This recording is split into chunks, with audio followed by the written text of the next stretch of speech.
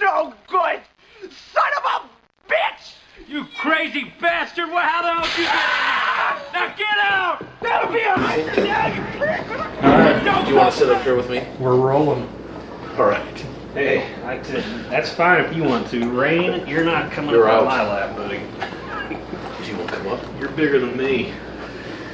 Oh, man. No, not you either. That wasn't a joke.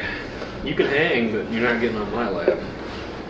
Oh, man. So, yeah, nice chairs. Thank you. Yeah, this is back at Dan's house, and we moved from that part of the room to this part of the room. We got more comfortable chairs. Looks like a professional studio now. It's way different than it was, that's for sure. It's cool. And what is this, a 70 or a 65? 75. 75? Yeah. Is it a 4K? No, but it's 1080p. That's good. This is what happens. This is what happens when you split ways with people and have to buy shit out. Yeah, I understand. I'm okay with that. Now mine's what's the brand? That's a Sony. Okay, mine's a Vizio. It's a 65 and it's 4K. Yeah. But like I said, I upgraded to the Hopper on Dish last weekend. And so I asked the guy, I'm like, is this going to be 4K? And he's like, no, that's the Hopper 3. You're getting the Hopper 2. But he's like, don't worry about it because nothing streams in 4K yet. Well, in 4K, let's be honest, so we grew up, my first TV was black and white. Yeah, mine too. So when you think about it, my eyes didn't adjust really to color that fast. And now we're going from 420 when we were kids 420 to 720, and then down to 1080, and then 4K. So, and it was also 720i to 720p. Right. The interface versus the progressive. Progressive, yep. And that's why when they came out with 1080, you had to ask if it was 1080i interface Right. or 1080p, which was a hell of a lot better. Right. Because basically 720p was better than 1080i, Right. if I remember right. Right. And now they have 4K, and the important thing that I got with my TV was the refresh rate was 240 instead of 120. Yep. So that's the hertz. So Yeah. the problem is you get a slower amount of hertz, so you get the 120 and stuff like that. And ESPN at the bottom will clip. So you're looking at let's say they have the top 100 players, and it comes along and it clips, and it just keeps clipping and clipping and clipping. It looks like crap.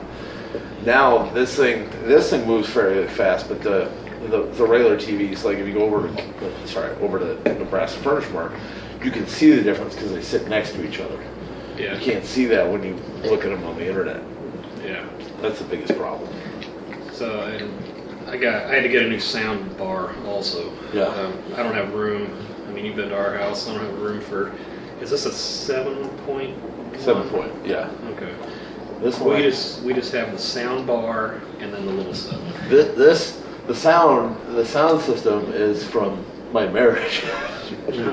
So, as I accumulate girlfriends and stuff like that, I accumulate sound equipment. Now, it's meant to be a joke, so hopefully everybody takes that correctly. Well, that works. Safe to say, marriage is not in your future. You never know. I mean, it could be. It could be. Yeah, I thought that for a long time too. You know, Well- it honestly, after one big fuck up, it takes a really special one, and you just know when it happens. You know. Well, and I think the thing is too, we're at the age now where our taste in women have changed since high school. Sure. Our taste in what we want as far as a personality has changed as well. And the thing is you learn what you want and what you don't want. You're much quicker to decide that rather than sitting around and going, hey, you're cool, let's hang out. And then you realize a month down the road that it sucks. Yeah. You know, I don't know. I've learned some great lessons in the last couple of years. I could probably write a book and help a lot of people out, except for myself. Yeah. People have asked me for years when you're writing a book. I'm like, not for a while. Right. I don't want to get sued. Right, yeah. Write it. I'm like, hey, I'd love to. Write it with I'd fake love to. names in there and everything. Oh yeah, you'd have to. Hell, I'd love to. Yeah. Have a ghostwriter just sit there and talk on a video cassette player or any kind of video recorder for 2 months, and then have somebody sit there and decipher it and type it up. Yeah, it'd be hilarious. I would say Maybe a bestseller. I don't know. I'd say the biggest thing is now relationships have changed so much due to the internet. Yeah. And due to morals and family values anymore. I mean, like, True. you realize that when you date somebody, you're marrying their family, and then you kind of take a look at that and say, hey, does this fit? You're not just marrying them. Yeah. You know. True. Very true. So you're very lucky when you find somebody that really has a great family and has all that to offer as well. Yeah. I love your dogs. And see, It's so different. This is what you get into when you date me. Two huge animals. A herd. Yeah. That's so different. Like, you come to my house, there's 3 cats that just run around and ignore you. Right. Here, there's 2 dogs that they want to be on TV too, man. Oh, she wants to be center of attention all the time. Oh, and I wanted to point out, I did wear the Big Iron shirt. That's awesome. Which I acquired when we had the... How's that doing, by the way? Amazing. Like, it's really, I would say it's the best feel as far as getting it back to the way Big Iron was and everything like that. Like, there's nothing that's ever going to be comparable to it, I guess, is what I'm getting at, but it's the closest thing. That's cool. You know? And I saw the video you posted on not YouTube, but Facebook. How much was that guy squatting? That kid is 19 years old. Okay.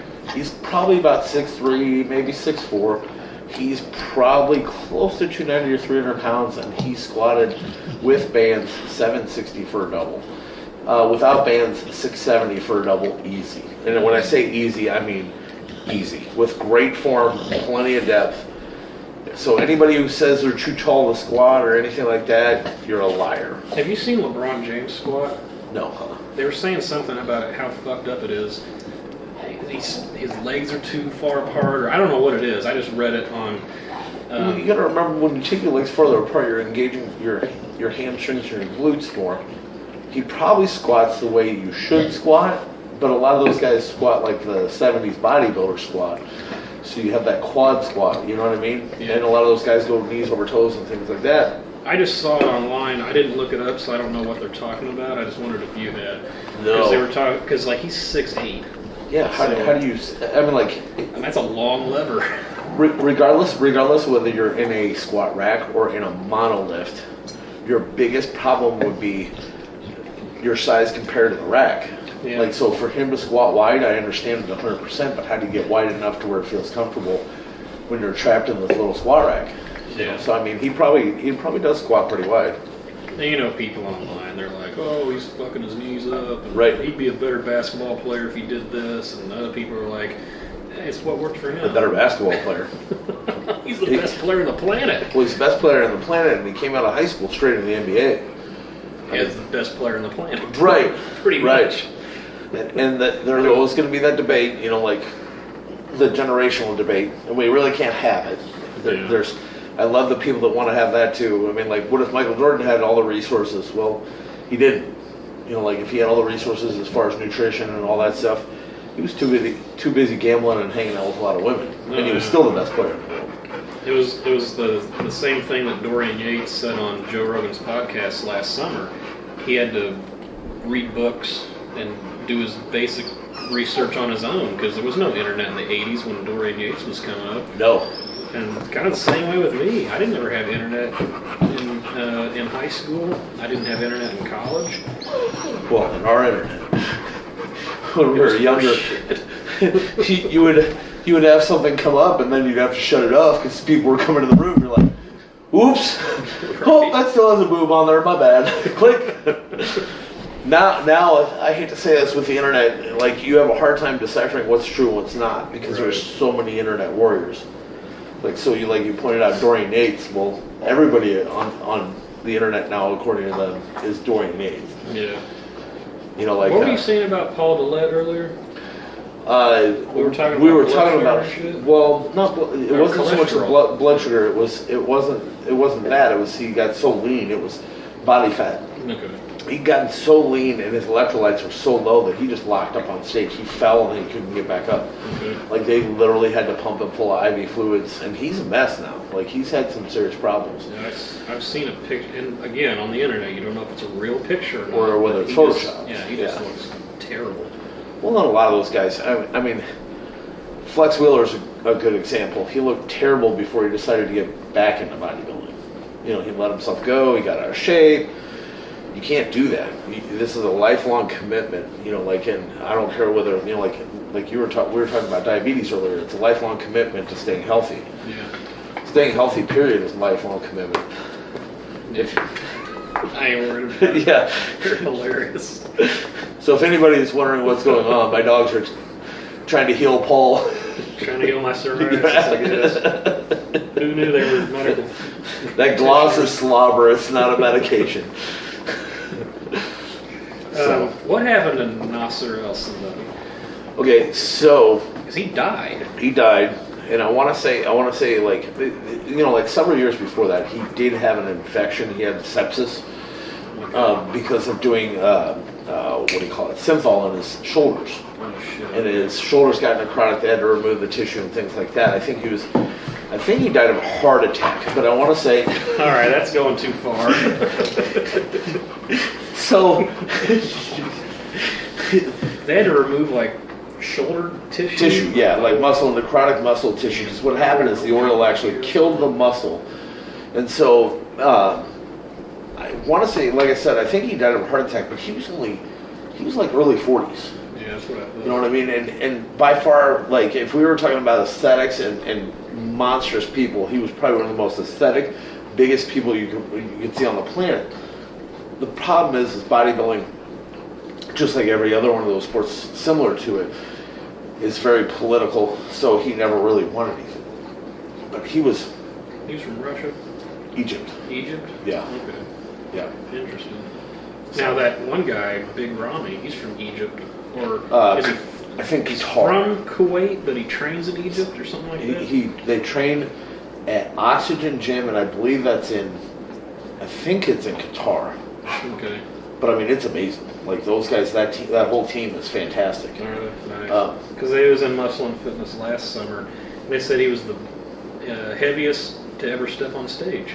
Yes. Yeah. Didn't he step on stage at 320? 330. 330? Yeah. Okay, so he weighs... But he's like 5'11", I think. Jesus. You know? So, I mean, I'm 5'11", and right now I'm around 265, 270. I'm 6 foot and I'm 200. Yeah. I got down to 198 several months ago. But last year, before I found out I had diabetes, I was 225, 230. But you think about that, add another 100 pounds to that. Yeah, 100 pounds more than that. And luckily all muscle. Right, and luckily he's younger. I mean, like, obviously, you know, we're damn near 40. Yeah. And the problem is 10 months away. Right, I'm only 2. So I'm pushing the envelope. You know, like, the thing with carrying that kind of weight, your joints, no matter whether it's good weight, bad weight, or whatnot, don't like that. Your heart, your lungs don't like that either. I mean, a lot of these guys don't do cardio, and I'm guessing that he does. He stays fairly lean all year round. But staying that big, I know. Yeah, just to put on that amount of muscle he has is crazy. It's Yeah. like Ronnie Coleman.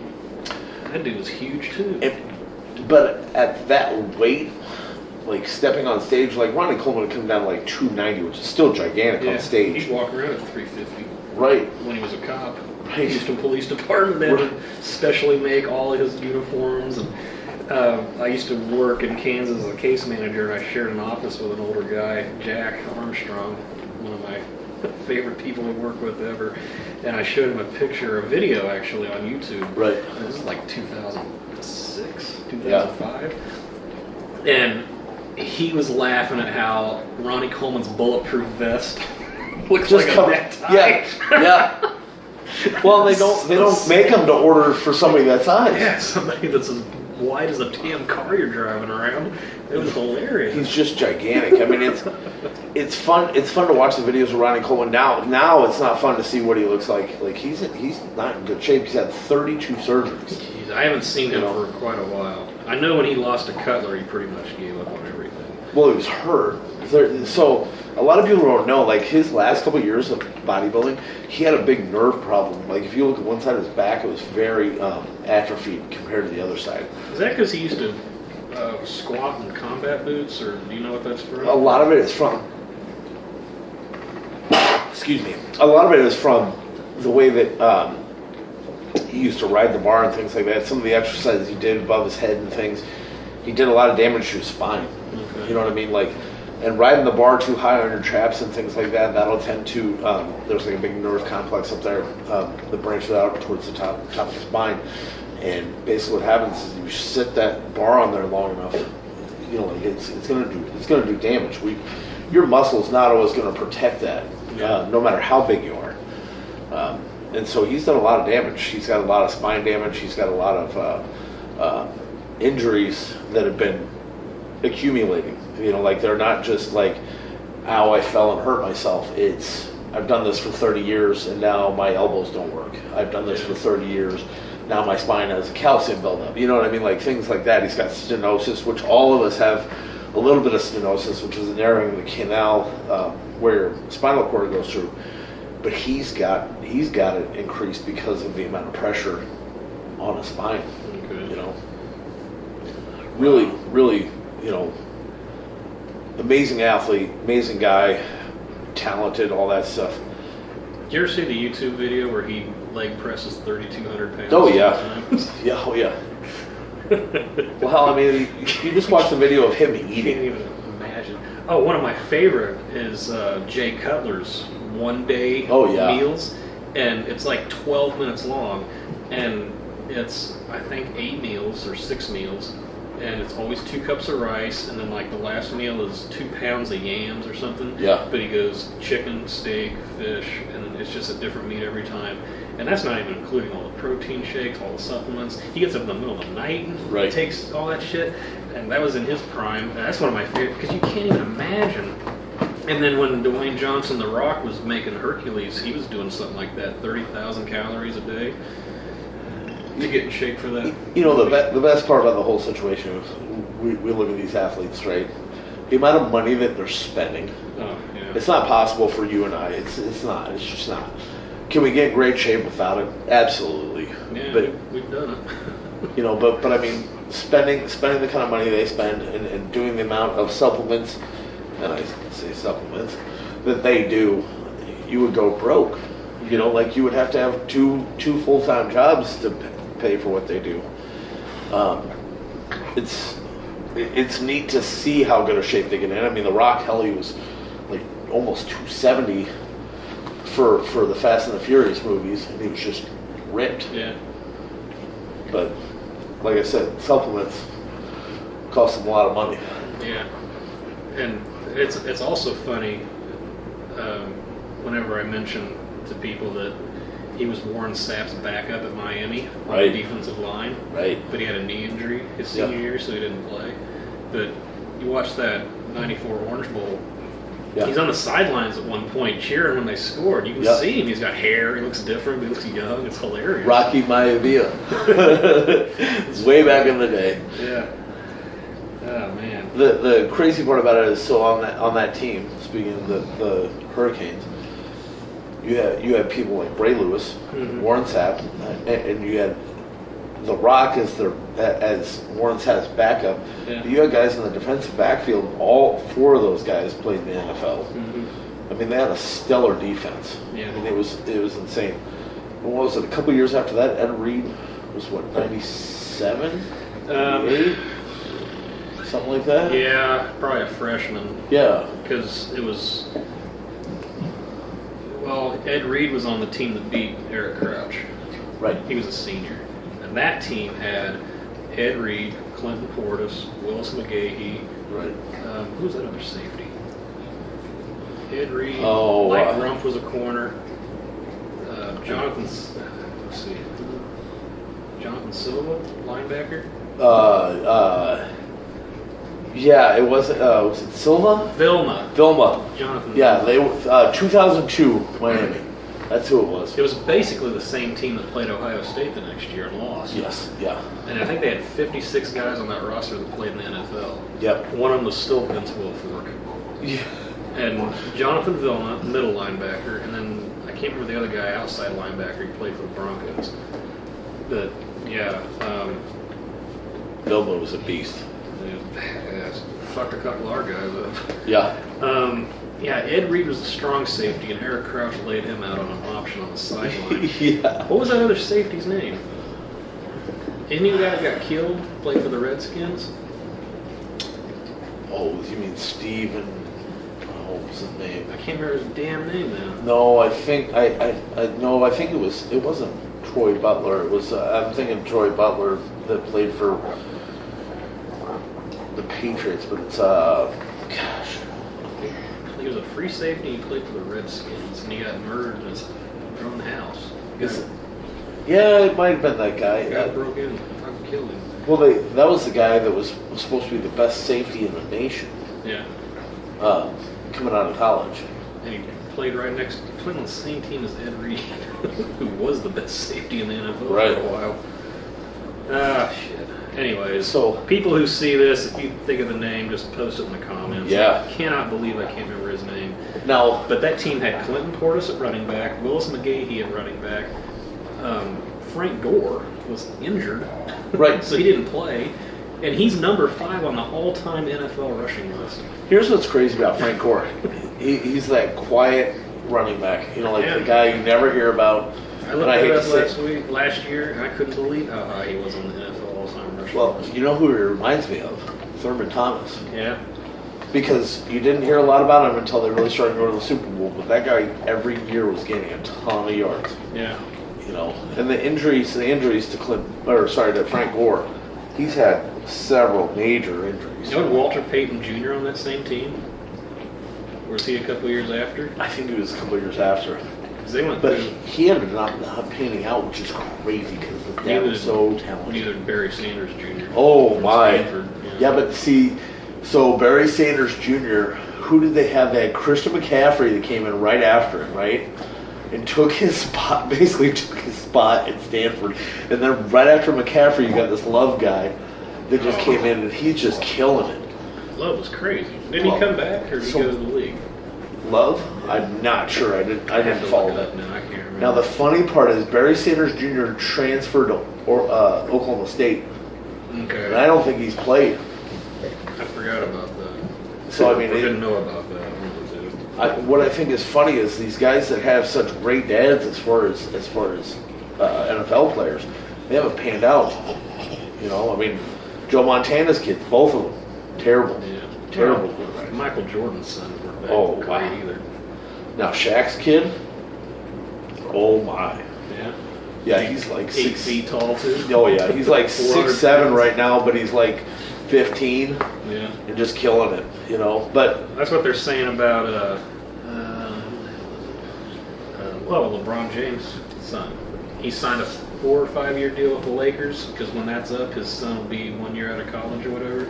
And if he is good enough to make the league, LeBron wants to sign with him and play with him on the same team. Oh my! But who knows if he'll be good enough, But still, that'd be hilarious. Like Ken Griffey Jr. and his dad playing for the Mariners. Well, Ken Griffey Jr., I will say this, he was an exception. And he was one of those guys that kept plugging along, and he had, I wouldn't say great numbers, good numbers. You know what I mean? Good enough to be in an all-star team every once in a while. And yeah, he was something else. Yeah, you're not going to see that in football too often where you see a father-son play. That's I don't think you'll ever see that in football. Yeah. You'll see relatives playing together, but you won't see father-son. It'd be neat. Yeah. Tom Brady Jr. That's funny. The amazing system man.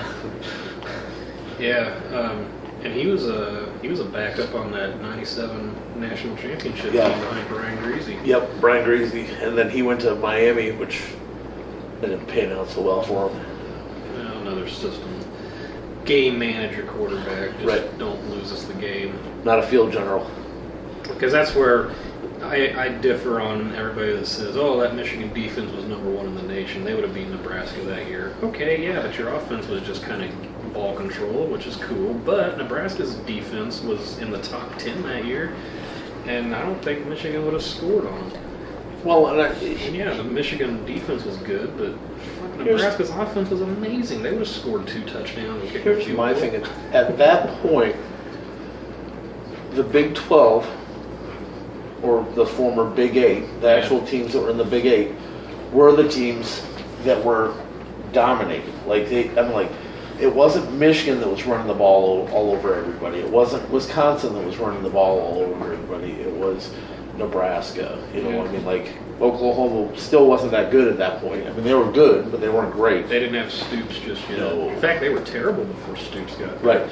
Because 2 years in a row, Nebraska beat them 70-0 and 60, or 70-7 and 69-0. Yeah. You watch the, can't remember the name of it. It's the Tom Osborne documentary that Husker Vision did. Yeah. And that Scott Frost senior year, they were just beating the shit out of them. And in the fourth quarter, Tom Osborne had his third strings in on offense. Right. And he gave a fullback dive up the middle, and that guy scored a touchdown. Yeah. Because he didn't want that to happen and didn't want to run up the score. So when the game was over, he went over and shook hands with the Oklahoma coach, and he goes, "Sorry about the score, man."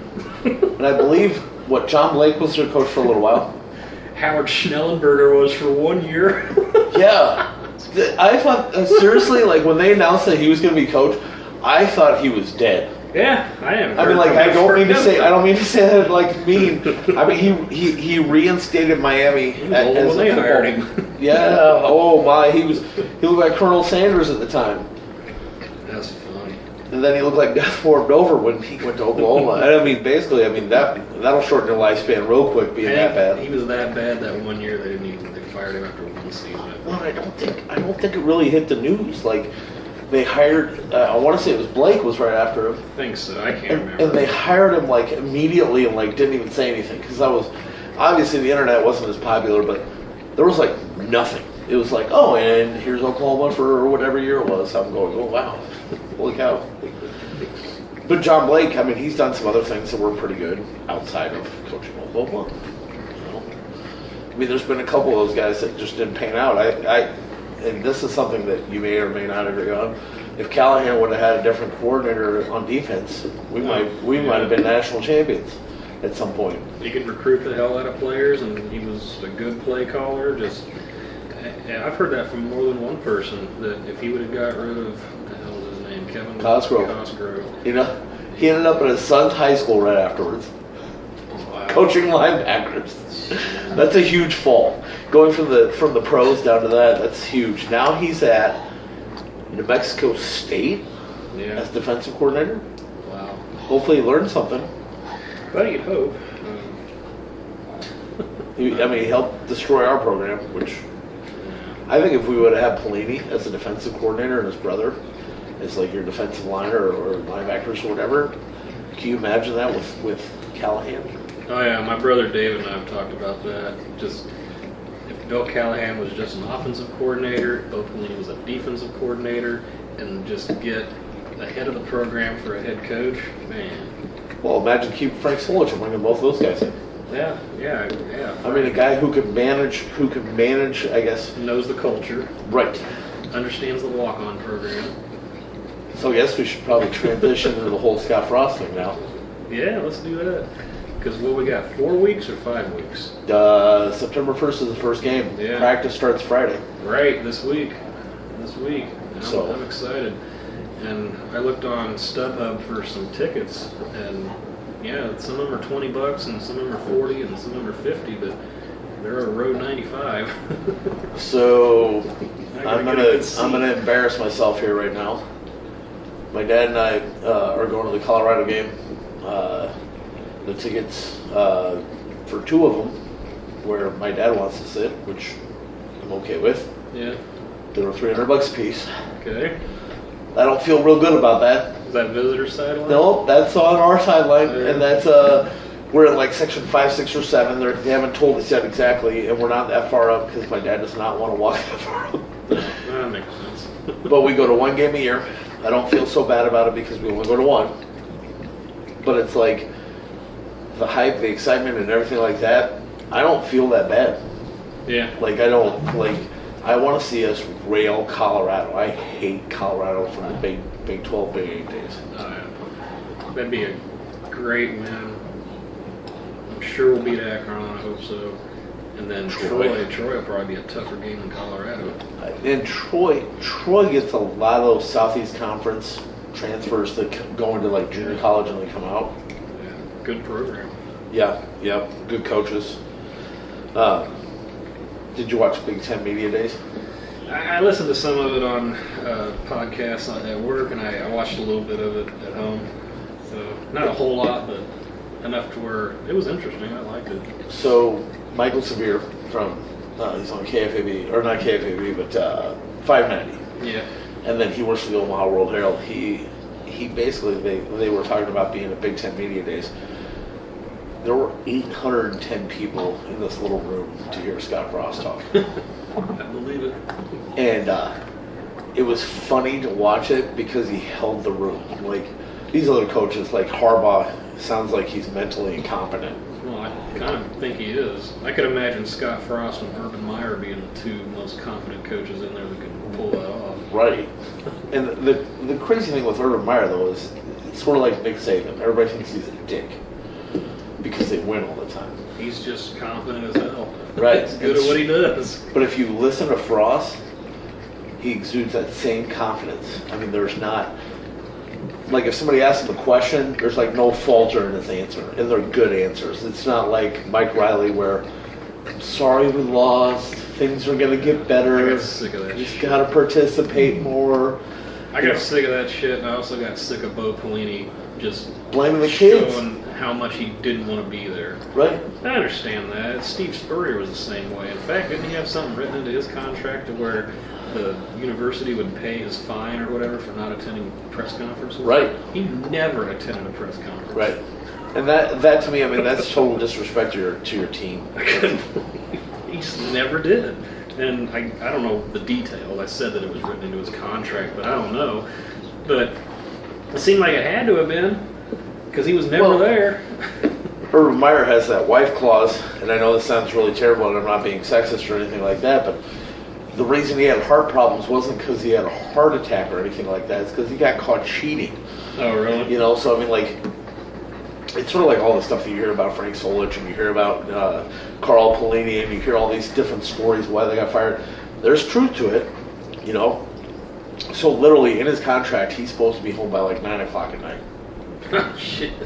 I didn't know So that. basically, what's happening is, you know, like, he did something wrong, and he is paying for it, but what a mess.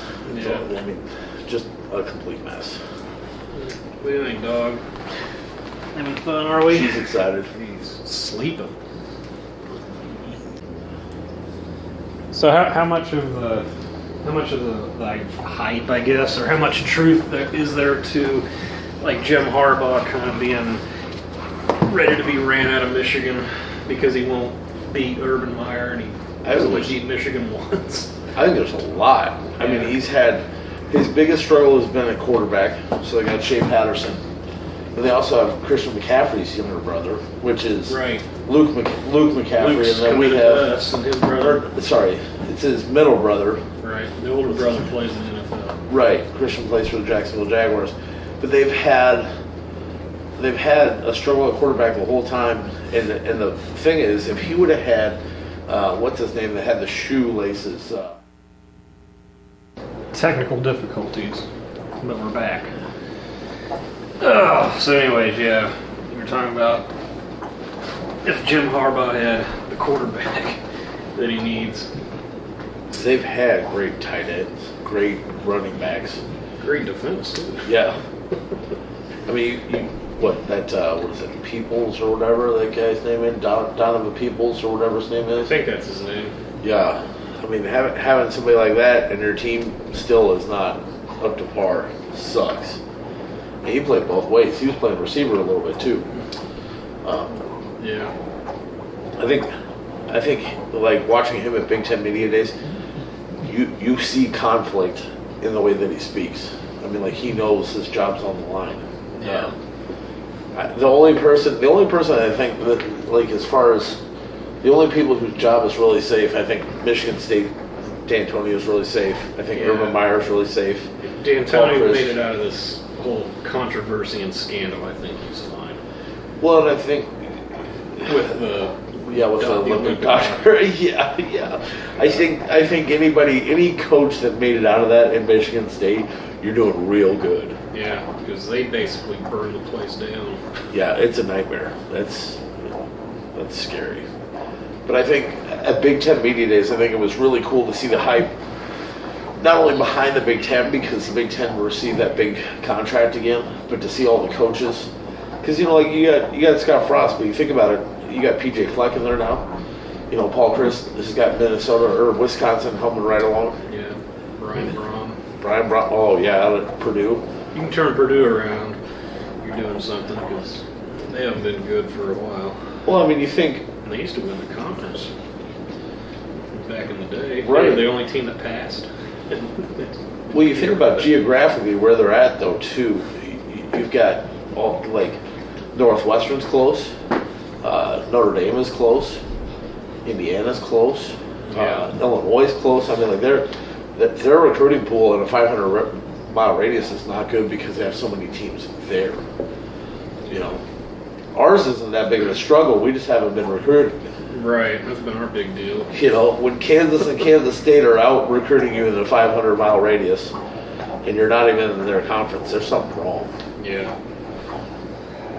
So, with Big Ten Media Days, and I know you said you didn't watch a lot of it, the craziest part about it is the respect that he commands, not only from the rest of the coaches, but the announcer, even like with the way they address him. It's like people just go, "Holy cow, this guy's legit." Yeah. And he addressed every problem that we've had. And there was a USA Today article that he even said it. He's like, the culture here sucked. It just wasn't Nebraska. Yeah. ESPN had something like that too. Scott Frost, the quote was, "We have to fix everything." Yeah. Not just one thing. It ain't good. And we were speaking about the weight room results.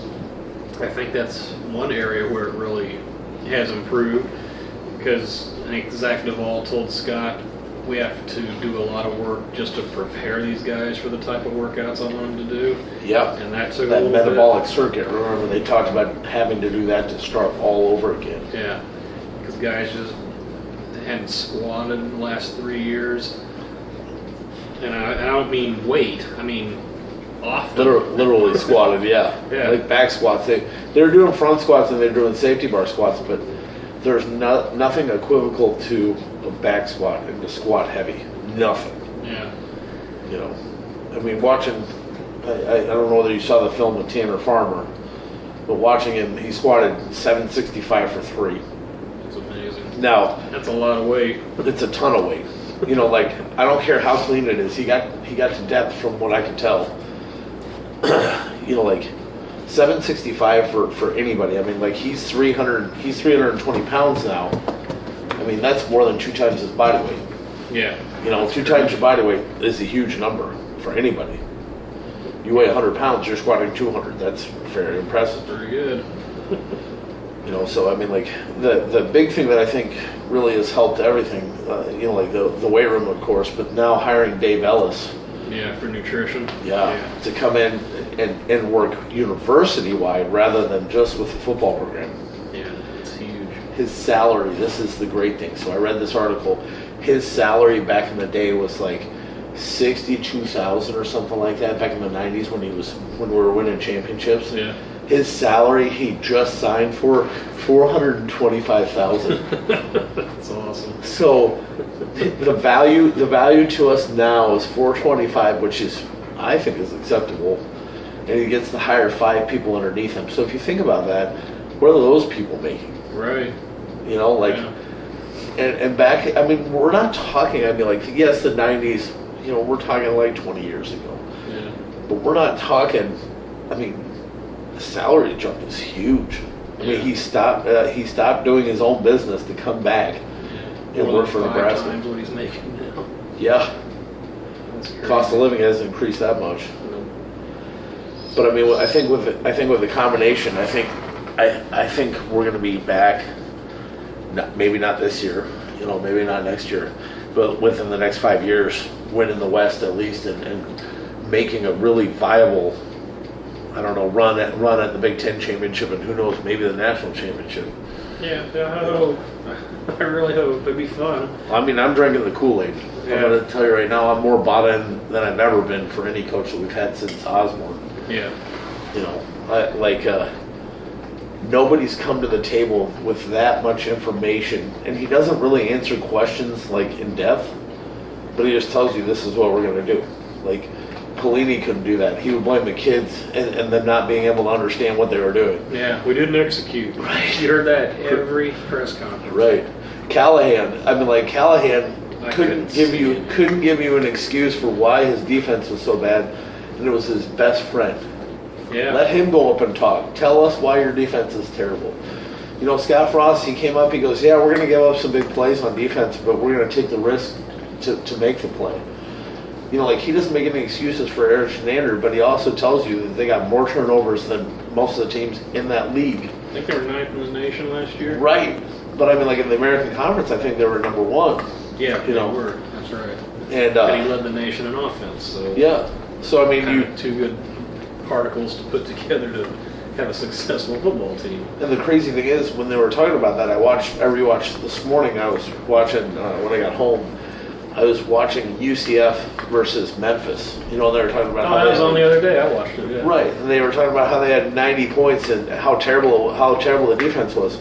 But every time they got down in the red zone when they needed to stop them, that's when they stopped them. Because didn't Memphis have like a top 5? They were top. They were number 2. Number 2 UCF in the nation? was number. Yeah, yep. Okay. UCF was and number 1. they beat Memphis twice. Yes. And they beat USF, who was number 5 in the nation. And that quarterback had like 700 yards all by himself or something. Yes. He had 540 passing yards and 120 rushing yards, and they beat them too. Yep. Yeah, give up a lot of yards, but points are what really matters in the end of it. Well, you know, like you listen to some of the players talking about it, and obviously they're not going to badmouth their old coaches. But you listen to how the defense was run last year, and they were talking about defensive linemen moving laterally. You're supposed to move upfield. Yeah, you need to pressure the damn quarterback. And listening to the coverage of the safeties and the defensive backs, just stupid. They always talked about a cushion. It wasn't a cushion, it was a fucking couch. Like, nobody was covering anybody. You know, and you allow 10 yards every play, it only takes, several plays before all of a sudden you're in the end zone. Yeah. It got so bad last year, it made me wonder how in the hell Bob Diaco coached that Notre Dame defense. It was number 1 I think in they the had nation. that talent. And maybe, but I was like, this ain't the same thing. No. It wasn't even close. No. And I know they got steamrolled by Alabama in the national championship, but everybody did that year by Alabama. Well, that was the last year that Alabama cleanly swept everybody and beat them. They beat the shit out of everybody. Right. They have a 350-pound defensive tackle. He was from Australia originally. And he ran like a 4.9 40 or some shit. Yeah. Yeah. Because they always made fun of him because he ran it without his shirt on. Yeah. But they had Ed Lacy, A.J. McCarron. Well, their backup was twins that played guard and center, or both guards or guard. I can't remember what they were both offensive linemen. Yeah, they were huge. Gigantic. That center was the other team captain. He was A.J. McCarron's roommate. I can't remember his name. Big white blonde-haired guy. Yeah, they were monstrous. You're talking about the backup? Was that Henry? Or was he there yet? I don't think Henry was there. It was the kid that won the Heisman. Mark Ingram. No, Mark Ingram was before. He was already gone. He was before. It was Ingram, then Trent Richardson, then T.J. Yeldon, and Ed Lacy. Is that who you're thinking of? Is T.J. Yeldon? Yeah, T.J. Yeldon. So he was the backup, and I actually thought he was pretty good. I thought he was better than... Lacy was just 230 pounds. Yeah. Bowled people over. But yeah, T.J. Yeldon's pretty badass. And was Julio Jones on that team? Or was he gone already? I think he was gone already. He played with Richardson and Ingram, right? Right. Who was the other wide receiver that's in the NFL from Alabama? Oh, I knew you were going to ask that. There's Julio Jones. He plays for the Falcons, and I think he's the best receiver in the league. Yeah, hands down, I agree. Because he broke the NFL record for receiving yards in a game last year or the year before. God, what's the other guy's name? Because he's really good, too. I know who you're talking about, and I just can't place him. I can't place the name. Do you see the Alabama quarterback controversy, kind of like the Tommy Frazier, Brooke Barrett? Yes. It was. Because they got two awesome dudes. And he can't even pronounce the one guy's name. Yeah, I can't remember what. Now, here's the funny thing. His younger brother is coming there, too. Is he really? Nice. So his younger brother's a huge quarterback out in Hawaii as well. And so he's coming there. So I really don't understand why Jalen Hurts is still staying there. Oh, I thought he would transfer. I did, too. I thought he'd go to Texas. Hell, I thought he'd come here. I mean, we were hurt at that point. We were really hurting for a quarterback, and if we wouldn't have got Adrian Martinez, I really see him coming here. Yeah, isn't Jalen Hurts one of those guys like Trent Richardson, where he's so strong the weightlifting coach won't even let him max out? I think somebody said something about that. Like because he tried to squat, or I don't know if it was a squat or a bench or a power clean, and the coach wouldn't let him do it. Trent was the same way. Yeah. He was trying to bench 550 pounds or something. Yeah. The coach wouldn't let him. He's like, I'm not risking you getting hurt. Don't do that. Right. But yeah, Trent Richardson, man, he was one of those dudes that he was better than Mark Ingram for one thing. He was, hands down. In college. And I, honest to God, thought that he should have won the Heisman. Yep. And he would be a better NFL running back. But he was not quite as bad as Ryan Leaf, Peyton Manning. Yeah. You know? Yeah. You think, who's going to be the number 1 and 2 pick? I thought Ryan Leaf would be a great quarterback. Yeah, everybody did. Everybody did. I thought Trent Richardson would be a badass running back. Those are two I really fucked up on. Well, here's the crazy thing. So we talk about all those players who haven't panned out. Look at the people who have panned out that shouldn't have panned out. Tom Brady. Yeah, 7th round pick. Right. Well, I mean, the running back out of Georgia that's now out at Los Angeles, out of the Rams. Yeah, just signed a new contract. What's his name? Yeah, I know who you're talking about. They just talked about him on the radio. The crazy thing is he was really injured in college. He was injured coming into the Rams that first year, and then he's just lit it up ever since. Yeah, he's good, man. You know, and the Rams are going to be good. I think so, because they got Ndamukong Suh starting right beside Donald. They got like 2 of the best defensive tackles on the same team now. And you've got a hell of a group of linebackers, and then you've added Marcus Peters to an already pretty dominant backfield. Sorry to get off topic, but no, that's fine. That's fantastic. Like that actually makes me want to watch pro football again. Yeah. You know, it kind of makes me wonder. Jeff Fisher's not coaching this team. Yeah. I mean, he kind of fell off, but that's what he was known for. So the guy that's coaching, his young guy, right? Dad coached, and his grandpa. And I didn't realize this. The coaching, and I don't know enough about it to really speak on it, but I can't even think of his name. His grandfather, or his dad, got ran out of town at the team he was at. I mean, I don't think he ever coached again. You know, but he really didn't have that bad a season. He was crazy. His name wasn't Frank Solich, was it? Yeah, to go to Ohio and just I hate to say it, he keeps putzing along, and he has good teams every year. For the conference championship almost every year. And there are a lot of Nebraska kids on that team. Yeah. Remember the first year he went there, took a year off coaching, then he went to Ohio, and they had the flags that you could buy, and they were split diagonally. It was Nebraska on one end and Ohio on the other, because everybody loved it.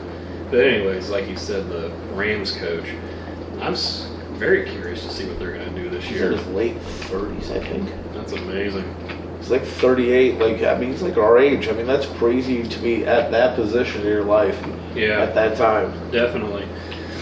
Yeah. Speaking of the NFL and just kind of in general, I was talking to a buddy about this the other day. When Barry Sanders just up and retired, that was the year after Derek Thomas died. Yeah. I honestly kind of just left pro football for a while. I followed the Ravens, and because I loved that Ed Reed and Ray Lewis combo there at Baltimore, but I really just didn't give a shit about the NFL for quite a while. The NFL's done a lot to hurt itself, though, too. Yeah. You know, they honestly have. I mean, there's been several controversies. You know, they don't handle the legal end of things real well, like the Ray Rice thing. You know, they didn't handle it fast enough. And when Ray Rice can beat the shit out of somebody, a woman, which is even worse, in an elevator, and then she married. And what do you get suspended for? 2 games? 4 games? Yeah. Randy Gregory is sitting there smoking a plant that makes you happy, and he's suspended for a whole year. And here's my thing. Dallas, their whole defensive line the year that Gregory got in trouble originally, their whole defensive line was in jail.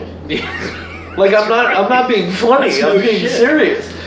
You know, like your whole defensive line, all of this money's wrapped up into 4 guys that are all in jail and can't play.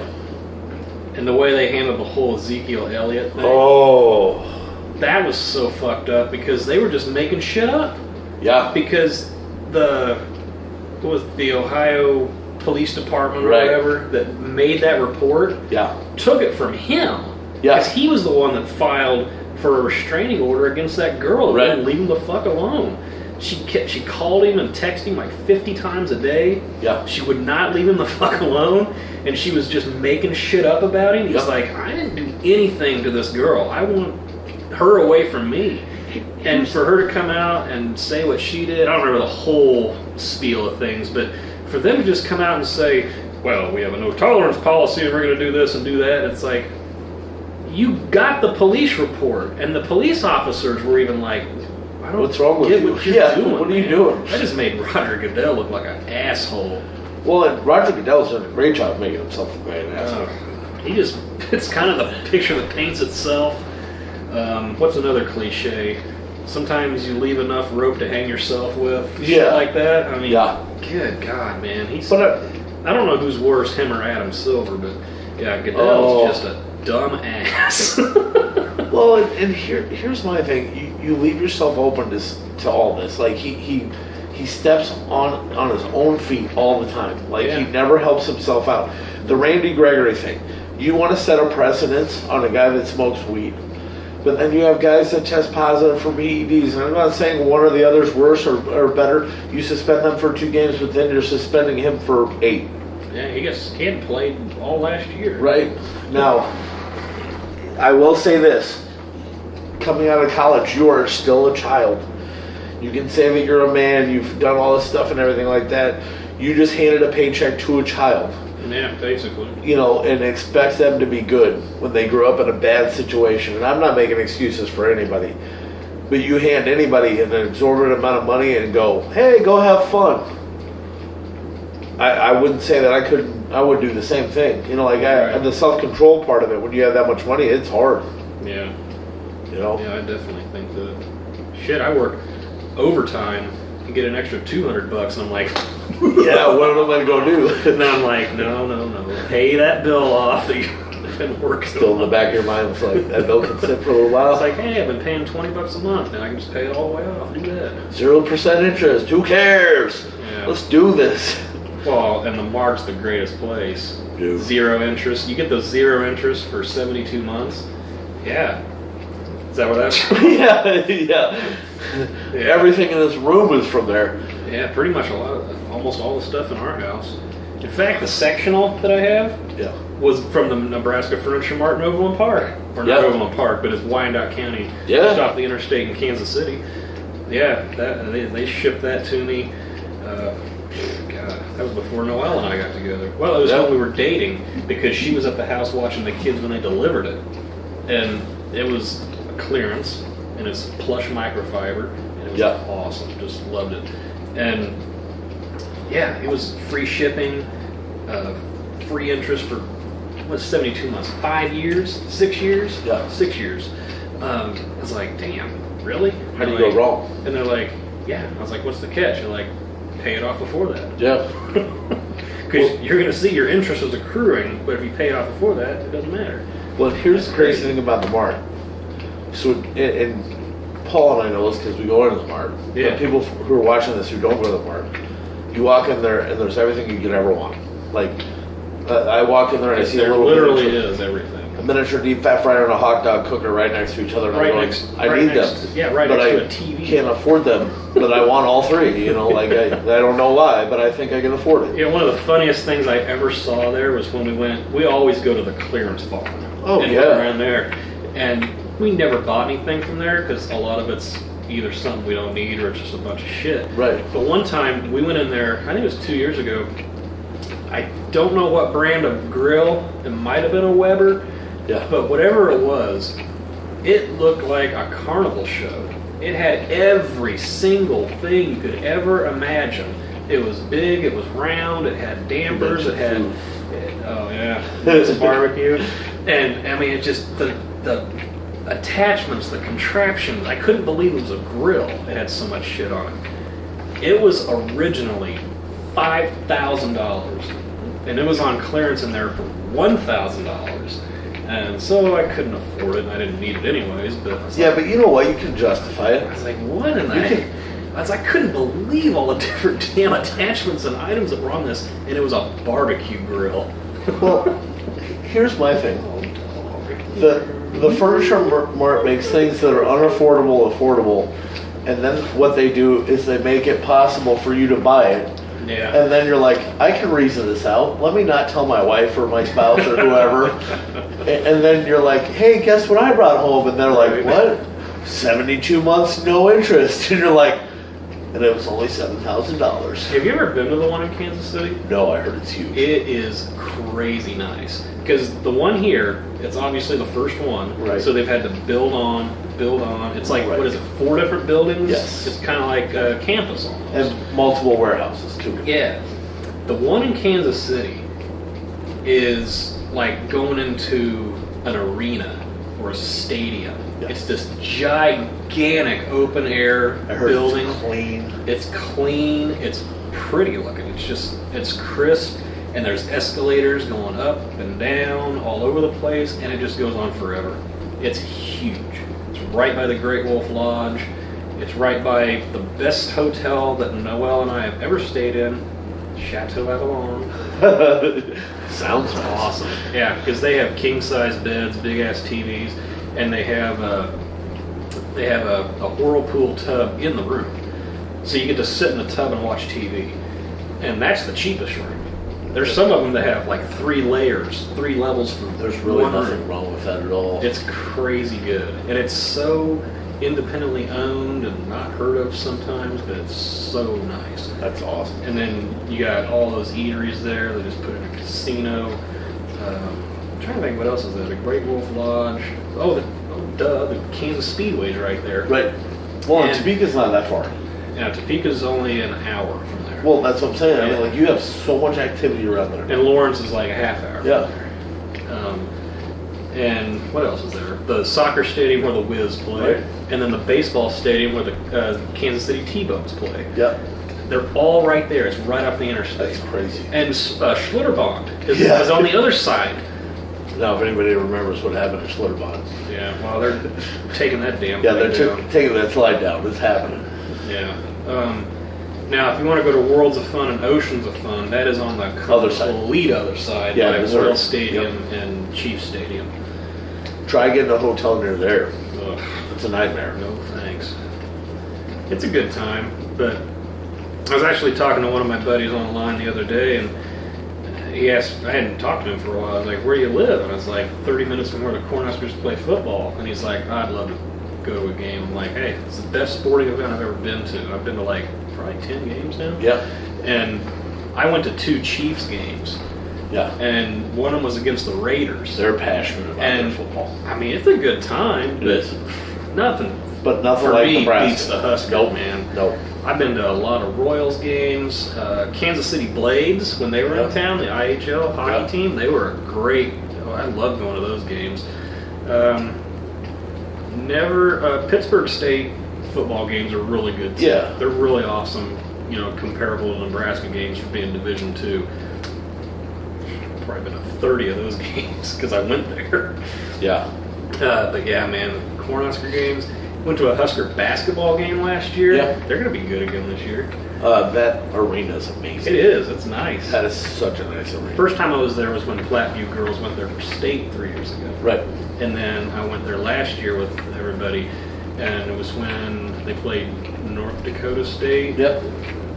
And that's the first time I really thought, we got a pretty good team. Yep. If they can just, because the year before that, didn't they have 5 guys transfer? And they had like 3 this year. Like we've Yeah. got I don't know that we have a problem, but we definitely don't have the right pieces there yet. But I want to go to a volleyball game, but I think Yep. those are about as hard to get tickets to as going to KU for a basketball game. Yep. They're so hard to come by. We have such a small venue. Like you're talking about I think between 5,000 and 8,000 total. Yeah, I think that's when right. it's packed. It's not that big. And everybody loves the volleyball because they're so good.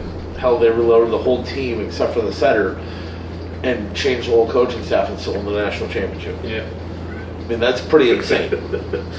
That's awesome. So we're hoping that all that transitions to football to reload every year and pay dividends like volleyball has, because really the Directors Cup, they mentioned Nebraska as the volleyball champions.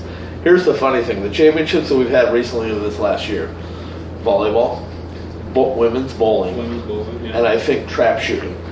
Is that it? Okay, I didn't That's know it. that. That's cool, though. Well, it's cool, but when you think of the grand scheme of things, it used to be all major sports we were in the top. You know, like, I mean, obviously basketball we were real high in, but baseball we were really good at. You know, Yeah. I mean, it wasn't like we were suffering anywhere. This year kind of sucked for baseball. Oh man, but a lot of injuries. Yeah, You know, just kind of sucked. I think with the new weight program, and you know, because I guarantee that Zach Duvall, I guarantee that's spilling into other programs now, I'm sure. and I'm sure that Dave Ellis being there and seeing the nutrition, because whoever was running the nutrition before, like with Riley, and then with all these other guys. If there even was one. Right, here's your McDonald's.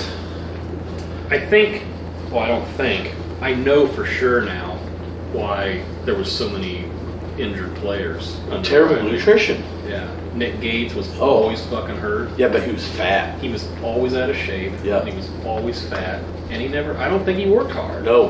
Did he even make an NFL team?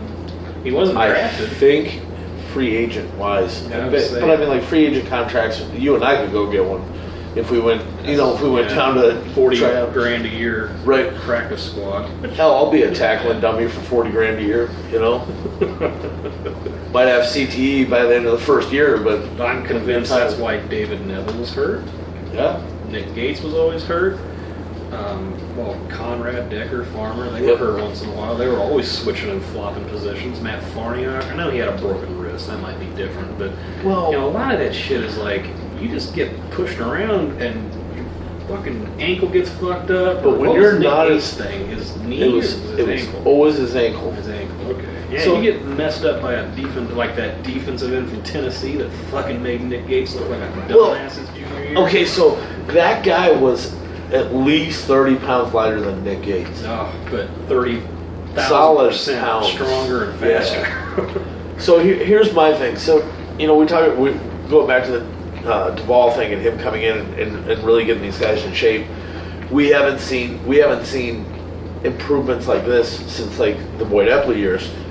And the problem that you see with these injuries is when you're going up against somebody who's bigger and faster than you, and you're not prepared for it. You're getting hurt. Like you're physically getting hurt. You're not only getting beat, you're getting hurt. Well, and we saw it. We saw it in the Wisconsin game. Like the Wisconsin game, and it wasn't like it was Ohio State or anybody. It was Wisconsin. You saw these guys in the first half look decent, and they wore down and they got beat up. Jonathan Taylor made himself look like a Heisman candidate his freshman year against us. In the second half. Yeah. We held him first half. But I mean, like you had guys that had decent size. Yeah. That's the problem. But they were fat. Like looking Not at them strong. now, Mick Stoltenberg at that Big 10 days, he looks monstrous. He's 320 pounds, 6'6". Yeah, he's a monster, dude. You know, and why is that guy not pushing the whole line backwards? Yeah. You're going up against the center. You should be able to push that guy over. He will this year. Well, and I believe that. You know, I talked Davis to twins. Well, we talked about this earlier before we were on camera. They have 5 guys right now. It's John Raritan, Tanner Farmer, Frida McAmadula, Khalil Davis. There's one other person. They're all squatting over 765 pounds. Multiple reps. Multiple reps. So I mean, you're looking at somebody who's squatting in the 800s, you know, on a regular basis, and these are guys. His brother? Huh? It's not Carlos? It might be Carlos. I didn't know if it would be him or that gigantic defensive tackle that weighs 340. Oh, Damian Daniels. Yeah. I think he's so big. I mean, like he's probably squatting a ton of weight, but I mean he's already carrying a ton of weight. Yeah. So Raritan's one of them. Raritan, yeah. Okay. But I never developed anybody in Palladium. You know, like we can pick apart every one of them for not developing. Callahan never developed. The defense was never developed, and the offensive line was good, but you had position players, key position players that were never developed. Your wide receivers were never any better than what they should have been. Your tight ends were not that good. You know what I mean? Like, you had a running back sometimes, you know, and then you get into Pelini, and you had so many guys that didn't academically qualify or had to transfer out. You know, they'd have a class of like 25, and they'd keep like 5 guys every year. Yeah. You know, that's terrible. You know, and now we get into Riley. He can recruit like crazy, but nobody got any better. If anything, they got worse. Yeah, that may be. Yeah, I always thought that was the difference when Bo Pelini was here. Like, he started out with Callahan's recruits, and some of them got better. I mean, obviously one of them was Ndamukong Suh, one of them was Levani Davis. But when he started bringing in his own dudes, Barry Turner was great. And I guess he brought in Levani Davis, so yeah, maybe I'm just kind of misspeaking. But Cameron Meredith, was the same his senior year as he was his freshman year. Thad Randall never got any better. Jason Ankra never got any better. They were great freshmen, right? And it's like, I just kept waiting, but they were just the same as they were. But impressing somebody as a freshman is different than playing as a senior. Yeah. You should gradually improve every year. It's like Scott Frost said. It's not judging it on wins and losses. It's judging on whether you're getting better. And the only way that you get better is you forget the shit that you do wrong. Yeah. And like Ankra, he'd screw up, and then the whole rest of the game, he wouldn't sack anybody. You know what I mean? Same thing. Thad Randall, always hurt. Always. Always. They thought he'd be the next Ndamukong Suh. Right. Because he was fast. Strong, too. And he was 325. Yep. Always hurt. Always. So there's something to be said. There's something to be said about the strength and conditioning, and something to be said about the nutritional program. There's something to be said about this generation, too, about the mindset. Yeah. Definitely. You know, when you're told all the time that you're good, and you're the big fish in the pond, and then you come to that big pond where you're not the big fish. Well, we said that about Lamar Jackson. Yeah. He probably had a big reality check this spring, because Sharp and Benning had talked about it, how when you're just brought up everybody's telling you how great you are all the time, and then you show up in Nebraska and play a little your freshman year, and then your sophomore year, you don't have any interceptions. Nobody pushes you. Yeah. It's like, reality check. Well, and then they bring in the soft defense, and I hate to say it, it probably hurt his playing more than it helped it. You know, playing that cushion, because he wasn't fast enough to break on the ball. No. And they never had him break on the ball, which was crazy. I think if he gets faster, 6'3", 210, that's a freaking great corner, man. Well, I mean, you're talking about the size, the reach, the weight, everything. Right. Get a little speed in there. He's got the technique. He was #1 safety out of California when he was recruited. And that's what's crazy. He played quarterback. Yeah. But what's crazy is Riley had all these great commits, and people, and nobody got better. No. Nobody. No, not really. I mean, you know, like, I hate to say this, but, you know, like, you got Tyjon Lindsey in 1 year, or not even a year, 8 months under Scott Frost, went from being this little tiny receiver to now he's 200 pounds and he's jacked. Didn't he weigh 165 pounds? Yeah. I mean, They kept talking last fall camp how he's just making acrobatic catches and all that, and then they don't use him. He didn't get the ball thrown to him, and neither did Cethan Carter. Well, Cethan Carter was so misused. Yeah. Probably the most misused player in the last 4 years. Yeah. I always just waited. I mean, Sean Callahan, the journalist. Right. It was when Cethan Carter was still in high school. They were talking recruiting on Big Red Wrap-Up or whatever that show was.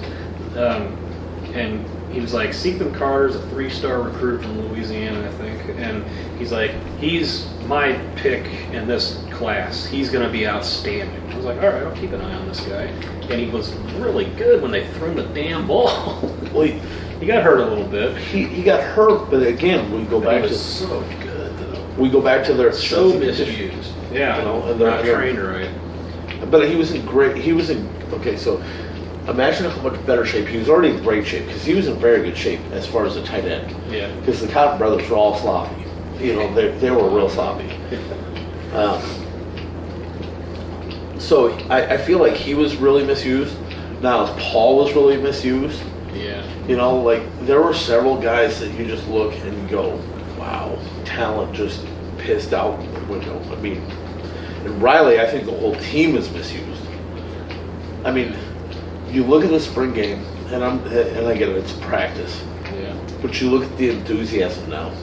And you look at the size of these guys. Terrific. Even in spring, they gained some weight and they've gotten faster. And now we're coming into fall and they are huge.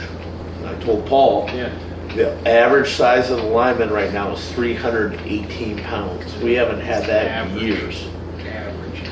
And speaking of that clip I sent you on YouTube, not YouTube, I sent it to your Facebook.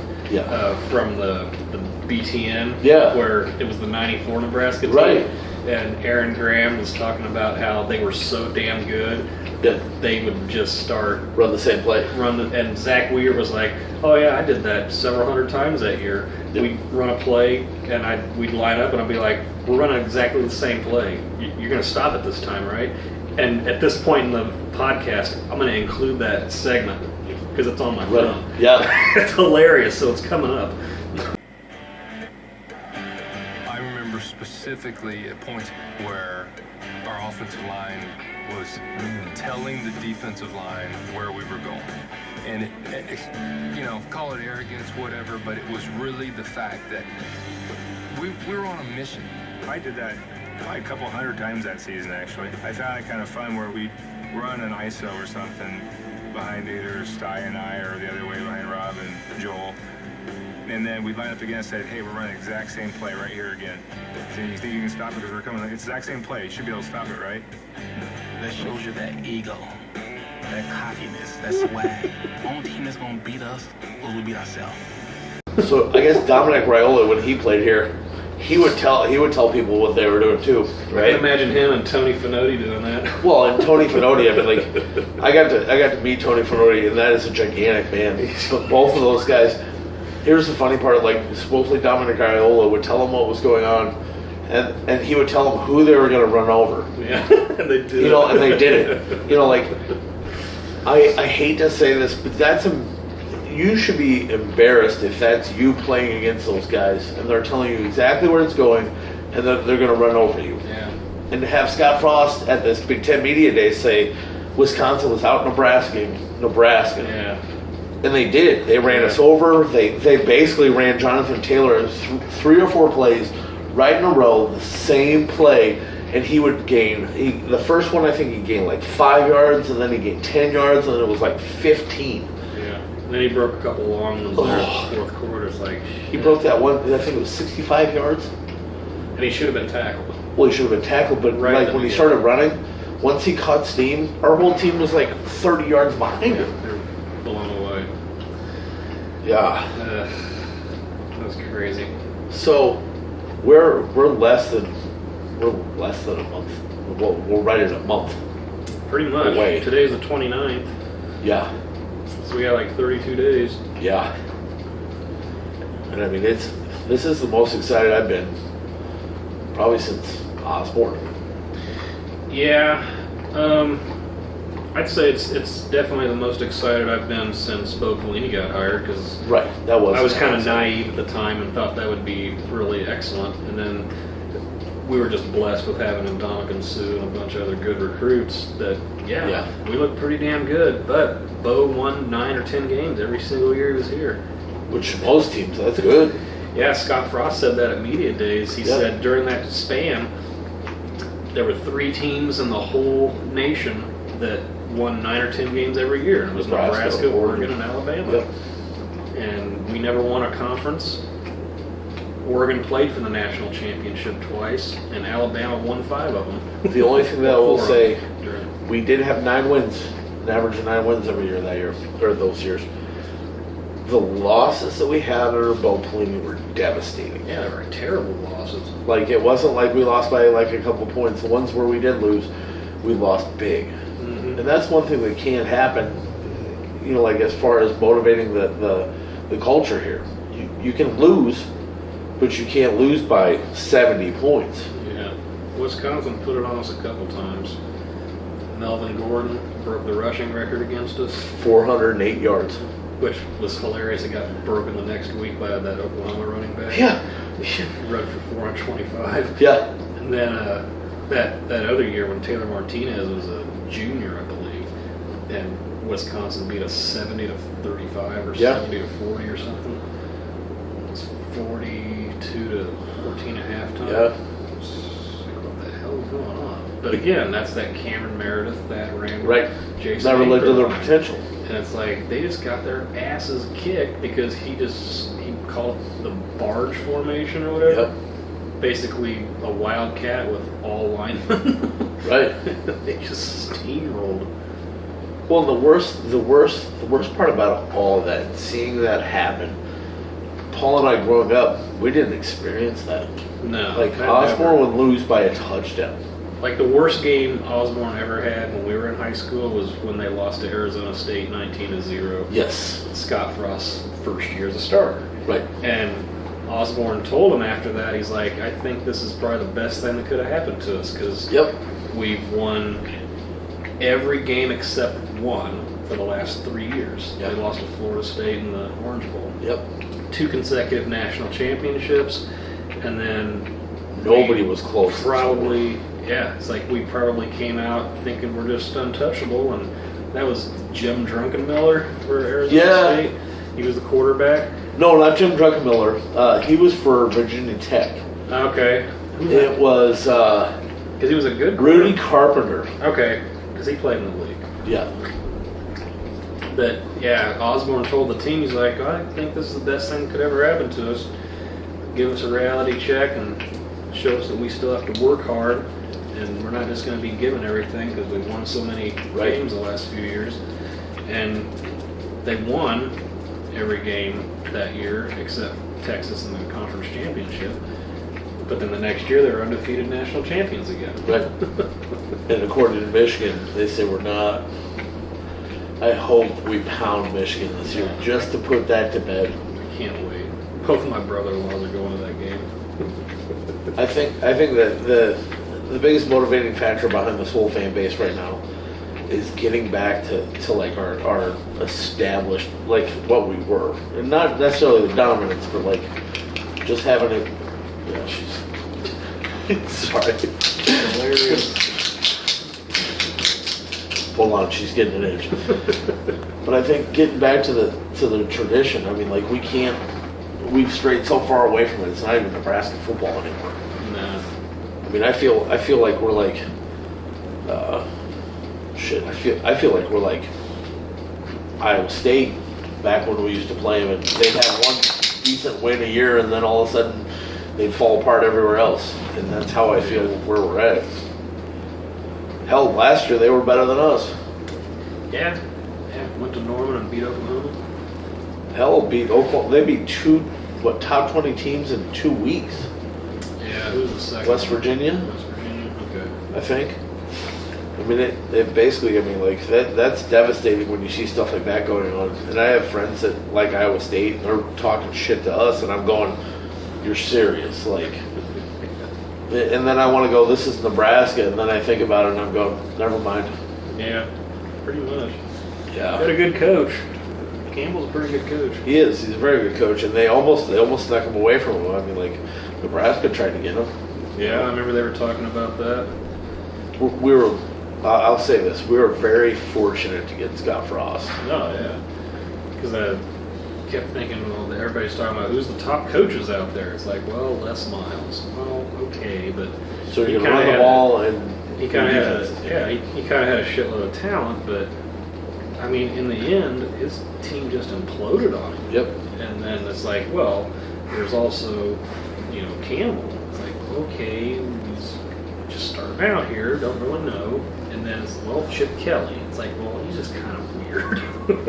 Well, he's like a Harbaugh. Yeah, he's a hell of a coach. And But- Scott Frost worked under him and learned a lot from him.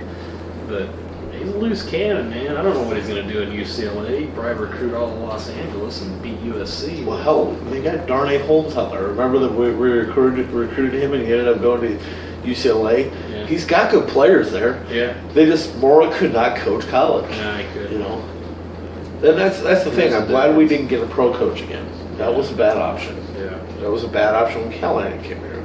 Yeah, it's a different game, different everything. And we were talking earlier about coaching trees. Mike Riley's coaching tree is about half a foot tall. Scott Frost's coaching tree looks like a sequoia. It is. You know. Yeah, I think we went over that in the last podcast. Yeah.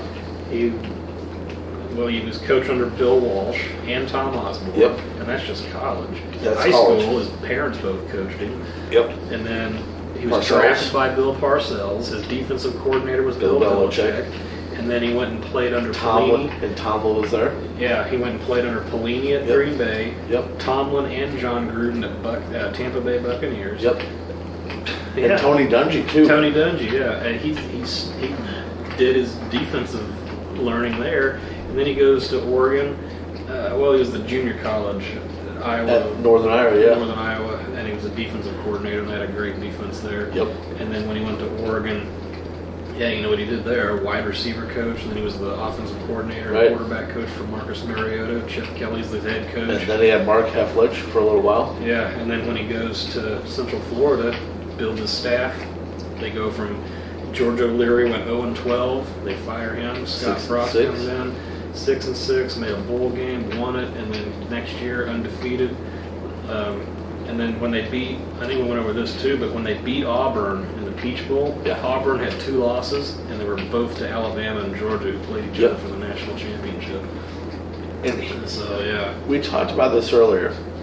I went through all the way back to 2012 and looked at every recruiting class that UCF had, and there's maybe one to two 4 stars in their classes. Mostly were 3 2-stars and some with no stars. yeah, So you're talking, and I went back to 2012, and I know everybody's going, 2012, why would you do that? You got to remember injuries, and you got to remember red shirts and things like that, and just looking at how the talent was built. And honestly, player for player, talent-wise, we should have better talent than UCF. yeah. Now, they've only had 8 months underneath him, basically, like as far as coaching, and not really coaching, but more influence on the team. Yeah. And so, Training. so I mean, we'll see how it translates here in another month. Because now it's all 3 and 4 star guys. Right. And I mean, there's some guys who were 3 and 4 stars that probably should have been 5 stars underneath that too, that were kind of undiscovered talent. Like, we've got some kids coming in this year that people just don't realize are probably going to be beasts on the field, like Cameron Jones. Yeah, Greg Bell. Yeah, Greg Bell, yeah. Which is kind of neat. We've also established recruiting into the junior college arena again, which is kind of nice. Yeah, there's talent there. There's a ton of talent Those there. are D1 guys that just academically had to go there. Or trouble-wise. Yeah. I mean, we got to be real cautious on how much we talk shit on other people, because we've had some convicted felons and things like that on our teams. But Yeah. I'm going to tell you right now, those convicted felons are great football players. Yeah, they are. And we just want to get them before they can commit their felony. Right. So I mean, I'm excited because he flipped 52 positions on the team. Yeah, which is crazy. That's almost half, 40% of the roster. Well, and let's be honest, the attrition that happened this year needed to happen. We needed to get rid of some people. Yeah, guys either knew they weren't going to fit the new scheme, which is fine, and hope they go on and have success wherever they're going. But yeah, I think a lot of them didn't want to work. I wonder how much of it was that also. I mean, like Nick Gates. I mean, let's be honest, turd. Yeah. I don't think he wanted to work. I think he was given his position when somebody else fell out and got hurt, and he just stayed there. He never had to get better. Nobody ever pushed him. And I think now with, like you were saying, Greg Bell being brought in, that running backs room just flipped upside down. I mean, Trey Bryant's our best running back still when he's healthy. Yeah, that knee's a problem though. Yep. Well, they didn't really enlighten us on how bad his knees were and what was really going on with it. That's what's crazy. they kept that pretty quiet, and I think there's more going on than what we know about. Dude, What's up, dog? come here. Come here. So the exciting part though is Maurice Washington's possibly cleared as far as running backs go, That'd be nice. and Dominic Watt, our receiver, was deep, Yeah, man. super deep. It's gonna be awesome. I mean, we're talking talent. We're talking talent that nobody else in the Big Ten has Right. at both positions. Same thing. I mean, our quarterback room isn't that bad either. And they're all young. Yeah. I mean, you think about the only position that we talked about that we had any kind of concern really with, overall that could hurt us is defensive back. Yeah. But if you get the pressure on the quarterback, hopefully we don't ever have to worry about that. Yeah, that's the hope.